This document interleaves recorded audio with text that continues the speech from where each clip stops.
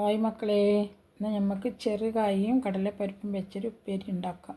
അപ്പോൾ ഞാനിപ്പോൾ ഒരു 10 കായ എടുത്തിട്ടുള്ളൂ. അത് വേഗം മുറിച്ചെടുത്തിട്ട് വരാം.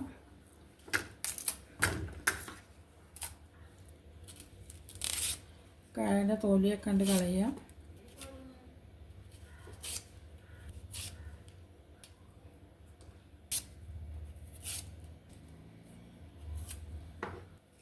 ഞാൻ ഒരു നീളം സൈസിലാണ് ഇത് അരിയാൻ പോണത്.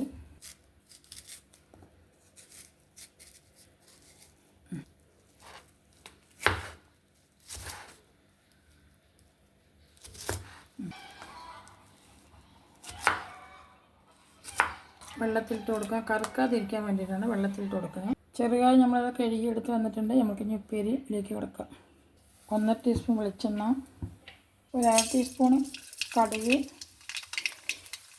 2 വറ്റൽമുളക്, കറിവേപ്പില,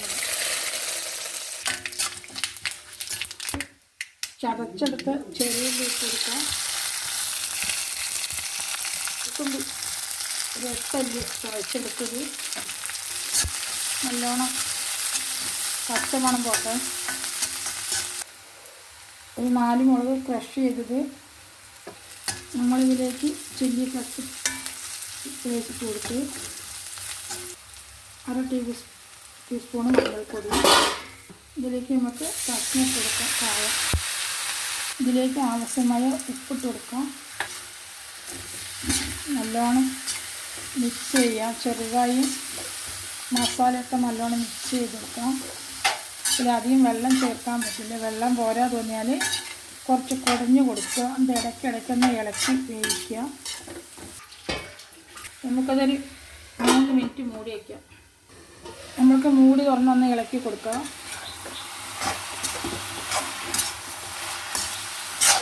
നമ്മൾക്കിതിലേക്ക് വേവിച്ച് വെച്ച കടലപ്പരിപ്പ് ഇട്ട് കൊടുക്കാം.